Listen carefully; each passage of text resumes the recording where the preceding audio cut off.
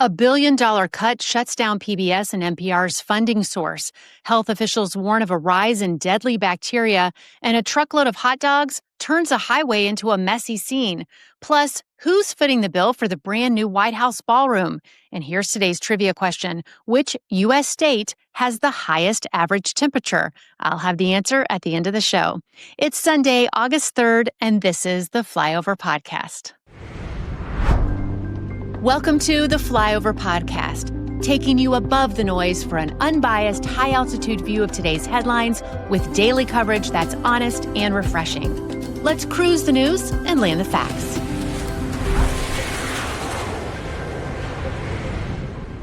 Good morning and happy Sunday. I'm Amy Hess, your weekend host. I hope you're getting some time today to recharge. I know I need a little time to recharge, and I am so looking forward to going to church with my family today. I hope you're getting some peace and connection today as well. All right, we've got a lot of headlines to keep you sharp and in the know, so let's jump right in and get ready for takeoff. We're starting today with a major shift in public media that's drawing strong reactions across the country. The Corporation for Public Broadcasting is shutting down. The nonprofit says it will cease operations after losing over $1 billion in federal funding. CPB has helped fund 1,500 local public radio and TV stations for nearly 6 decades, including NPR and PBS. The Trump administration and Republican allies have long argued that public broadcasting represents unnecessary government spending and claim it carries anti-conservative bias.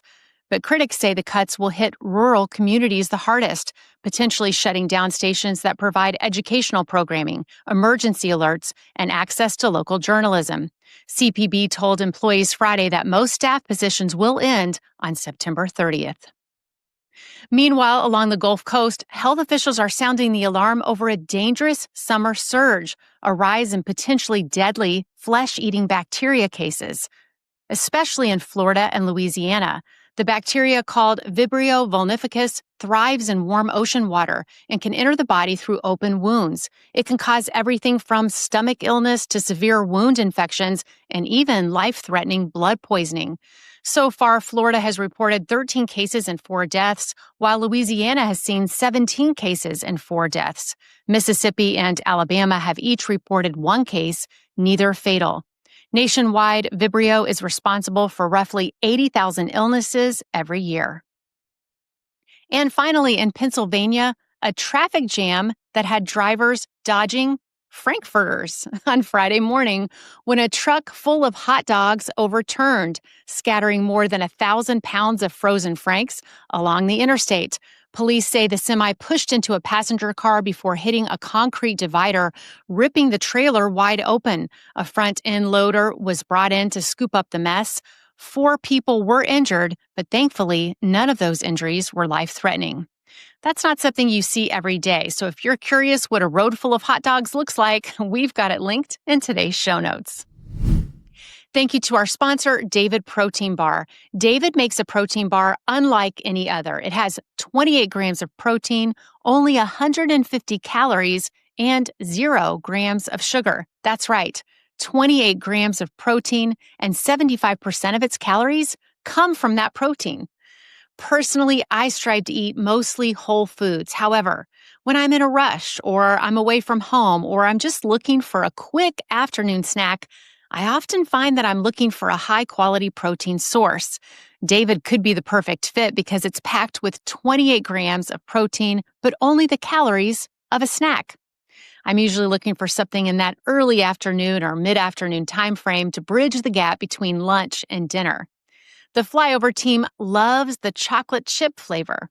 If you'd like to try David, you can go to davidprotein.com, and when you buy 4 boxes, you'll get the 5th for free. Or just click the link in the show notes. Now, here are some stories just for you, our podcast listener. You won't find these in the email edition. First, President Trump walks back his threat to fire Federal Reserve Chair Jerome Powell. In a Newsmax interview, he again criticized Powell over high interest rates, but said removing him before his term ends in 2026 is not likely, calling it too disruptive. Overseas, U.S. envoy Steve Witkoff met Saturday with families of Israeli hostages in Tel Aviv. The meeting came nearly 22 months into the Gaza war and followed growing public frustration. Witkoff pulled out of ceasefire talks last week, citing Hamas's refusal to cooperate, but pledged to keep working toward the hostages' release and efforts to stabilize Gaza. And finally, millennials, your pop culture moment is officially back. The Backstreet Boys are selling out arenas again. Lindsay Lohan is about to debut her new Freaky Friday movie. And Dawson's Creek fans, Katie Holmes and Joshua Jackson, were spotted shooting a new project in New York. It's all part of a major millennial nostalgia boom, from TikTok tributes to reunion tours and sequels like Happy Gilmore 2 and The Devil Wears Prada. Experts say it's more than just fun, it's comfort, a return to a time before housing markets and headlines, when your biggest worry was burning a CD or rewinding your Blockbuster VHS tape before returning it. Who remembers doing that? All right, coming up on the Flyover, record crowds in Bristol, a record-breaking swim, and a humanoid robot strutting down Fifth Avenue. Yeah, we've got a little bit of everything coming up. But first, the latest in finance. Federal Reserve Governor Adriana Kugler is stepping down, creating a vacancy at a time when President Trump is pressuring the Fed to lower interest rates. She didn't give a specific reason for stepping down, but said she'll return to teaching at Georgetown University this fall. No replacement has been named yet. Meanwhile, the White House is getting an estimated $200 million upgrade. President Trump and private donors will fund a new 90,000 square foot ballroom on the White House grounds at no cost to taxpayers. The project will begin in September and include security enhancements by the Secret Service. The new space will seat up to 650 guests and host official events, dinners, and world leaders, eliminating the need for the large tents currently used. And Ford is recalling more than 312,000 vehicles over a brake assist issue. Regulators say the electronic brake booster could lose power while driving, making it harder to stop and raising the risk of a crash.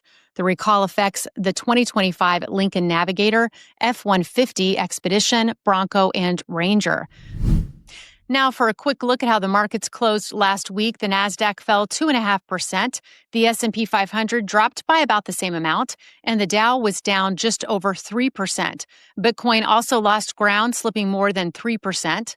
The one bright spot, gold, which edged up slightly, rising 0.63% to close at $3,347.70 per ounce.